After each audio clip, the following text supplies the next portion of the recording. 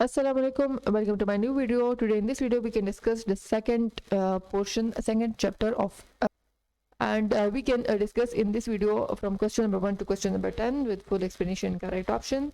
So now move toward question number 1. Question number 1 is the number of electrons that can be easily accommodated in third energy level is option A 10, option B 18, option C 32, option D 64. So question में है कि number of electron जो है वो third energy level जो है कितने number of electron accommodate कर सकता है. हमारे पास फॉर्मूला है 2n² and n shows the shells, number of shells. यहाँ पर थर्ड एनर्जी लेवल की बात कर रहे हैं तो फॉर एग्जांपल हमारे पास n हो जाए 3 तो इस फॉर्मूले में n की जगह 3 पुट कर ले तो हमारे पास फाइंड हो जाएगा कि थर्ड नंबर ऑफ शेल जो है वो कितने नंबर ऑफ इलेक्ट्रॉन्स एक्यूमुलेट कर सकता है. 3 का स्क्वायर ले ले तो आपके पास आ जाएगा 9. 9 को 2 से मल्टीप्लाई कर ले तो आपके पास आ जाएगा 18.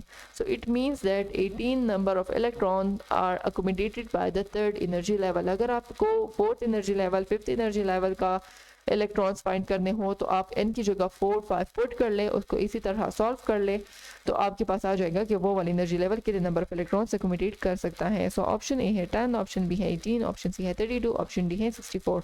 ऑप्शन बी जो है वो हमारे पास करेक्ट ऑप्शन है. थर्ड एनर्जी लेवल जो है वो अकोमोडेट कर सकता है 18 number of electrons. Question number 2 is mass of an atom is concentrated mostly in the option A nucleus, option B neutron, option C electron, option D proton. Atom का total mass जो है वो this is concentrated in mostly in the nucleus because the atom contain 3 particles: neutron, proton and electron. The most heavy particles are neutron and proton, which are present in the nucleus. So and the most lighter the most lighter particle of an atom is electron, and which is not present inside the nucleus. This can revolves around the nucleus. So both the particles are present inside the nucleus. That's why nucleus has mass of an atom is concentrated in the nucleus. So option A जो है वो correct option है.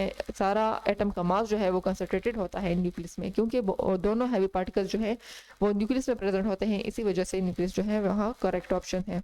Question number 3 is if Rutherford had used a neutron instead of alpha particles in his gold foil experiment, the neutrons would option A not deflect because they have no charge, option B have deflected more often, option C have been attracted to the nucleus easily, option D have given the same result.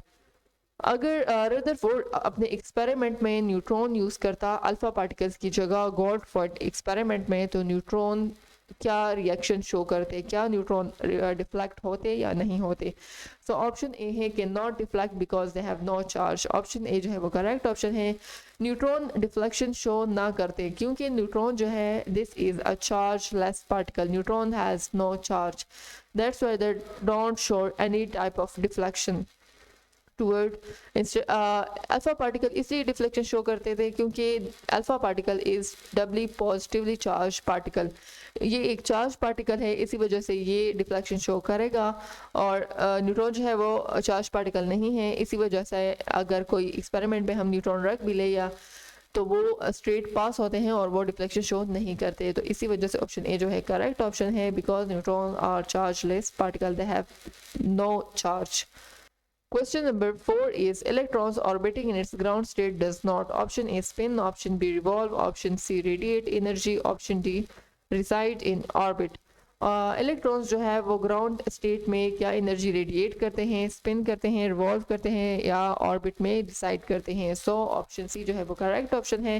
Electron does not radiate और absorb energy in its ground state. They can lose or gain energy only at that time when it jump from one shell to another. जब ये electron जो है jump करता है from lower to hire और higher to lower तो ये या एनर्जी लॉस करेगा और या एनर्जी गेन करेगा. अगर वो ग्राउंड स्टेट में होगा, अपने ही शेल में होगा, शिफ्ट नहीं होगा एक शेल से दूसरे शेल में, तो वो रेडिएट एनर्जी को रेडिएट नहीं करेगा. सो ऑप्शन सी जो है वो करेक्ट ऑप्शन है. Electron does not radiate energy when it is present in its ground state. Question number 5 is which statement about the element x power 12 by 6 and y power 14 by 6 is false. Option A है they are isotopes. Option B है they are the same elements. Option C है they have the same number of electrons. Option D है they have the same number of neutrons. So x और y जो है यहाँ पर क्या represent कर रहा है, ये रिप्रेजेंट कर रहा है कार्बन के आइसोटॉप्स को, carbon 14 and carbon 12।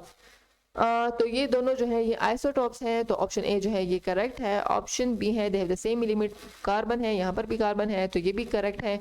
Option C है they have the same number of electrons, atomic number 6 है और एटॉमिक मास 12 है। Atomic number means number of electrons, तो इसमें भी 6 नंबर ऑफ इलेक्ट्रॉन्स है और इसमें भी नंबर ऑफ इलेक्ट्रॉन्स 6 है। सो ऑप्शन सी भी करेक्ट है। ऑप्शन डी है they have the same number of neutrons, इसमें दोनों में नंबर ऑफ न्यूट्रॉन सेम नहीं है क्योंकि एटॉमिक मास इनका डिफरेंट है। नंबर ऑफ न्यूट्रॉन को फाइंड करने के लिए फॉर्मूला है a minus Z. Mass number है एक का 12 और एटॉमिक नंबर है 6, सो इससे आ जाएगा 6। दूसरे का मास नंबर है 14 माइनस एटॉमिक नंबर 6, सो इससे आ जाएगा 8। एक में नंबर ऑफ इलेक्ट्रॉन इसमें है 6 नंबर ऑफ इलेक्ट्रॉन और न्यूट्रॉन और इसमें है 8 number of neutron. So number of neutron जो है वो दोनों के डिफरेंट है, इसी वजह से ऑप्शन डी जो है वो इस एमसीक्यू का करेक्ट ऑप्शन है। That they have the same number of neutron means ये वाला ऑप्शन जो है ये रॉन्ग है, ये फॉल्स स्टेटमेंट है, इसी वजह से ऑप्शन डी जो है इस क्वेश्चन का करेक्ट ऑप्शन है। Question number 6 is the particle of neutron. Option A has a mass equal to that of electron. Option B has a mass approximately equal to that of proton. Option C has charge equal to but opposite to that of an electron. Option D has a positive charge. Particle of neutron जो है इसमें option B जो है वो correct option है, has a mass approximately equal to that of proton. Neutron का mass है 1.6749 multiply 10 power -27 kg। Proton का मास है 1.6726 मल्टीप्लाई 10 पावर -27 kg। सो दोनों का मास जो है वो अप्रोक्सीमेटली इक्वल है, इसी वजह से ऑप्शन बी जो है वो करेक्ट ऑप्शन है। न्यूट्रॉन का मास जो है वो इलेक्ट्रॉन के मास के इक्वल नहीं है क्योंकि neutron electron is lighter particle of the atom, इस वजह से ये रॉन्ग है। हैज़ ए चार्ज इक्वल, तो न्यूट्रॉन पर कोई चार्ज नहीं होता, इस वजह से ये सी नंबर ऑप्शन रॉन्ग है और न्यूट्रॉन का पर चार्ज नहीं होता, तो ऑप्शन डी जो है ये भी इसी वजह से रॉन्ग है। So option B is the correct option of this question. Question number 7 is all isotopes of an element have the same number of proton, the same number of neutron, different number of electron, the same mass number. So isotope जो है उसका atomic number same होता है but atomic mass जो है वो different होता है। atomic number जो है उसका same होता है। atomic number means number of proton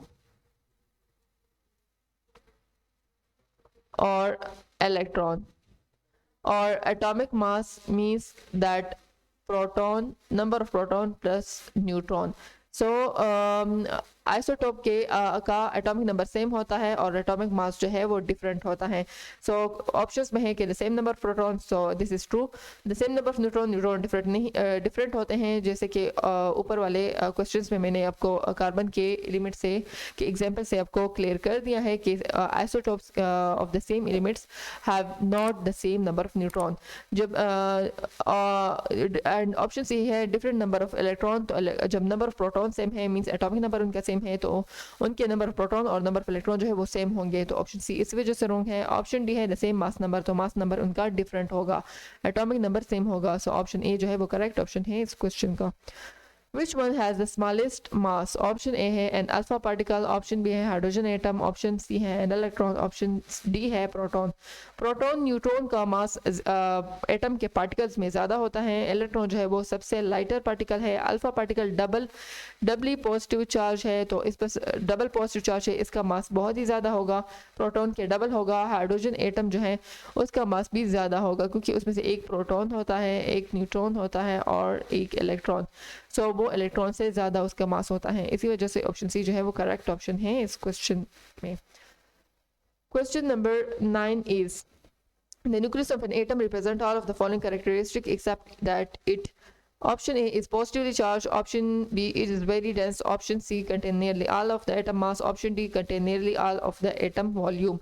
so atom का न्यूक्लियस जो है वो रिप्रेजेंट करता है सारे कैरेक्टरिस्टिक, सच एज न्यूक्लियस जो है वो पॉजिटिवली चार्ज है क्योंकि उसमें से प्रोटॉन और न्यूट्रॉन है, प्रोटॉन पॉजिटिवली चार्ज है, neutron has no charge, so the whole charge of on over the nucleus is positively. So option A जो है इस वजह से करेक्ट है। ऑप्शन ए, न्यूक्लियस जो है वो बहुत ज़्यादा डेंस पार्टिकल है, डेंस है एटम में क्योंकि उसमें से प्रोटॉन और न्यूट्रॉन है which are very heavy particles. Option C है contain nearly all the atom mass, सारा एटम का मास जो है वो न्यूक्लियस में होता है क्योंकि उसमें से प्रोटॉन और न्यूट्रॉन प्रेजेंट है और वो बहुत हैवी पार्टिकल्स हैं। ऑप्शन डी है contain nearly all of the atoms volume, तो दिस इज रॉन्ग क्योंकि एटम का वॉल्यूम जो है वो न्यूक्लियस के वॉल्यूम से ज़्यादा होता है।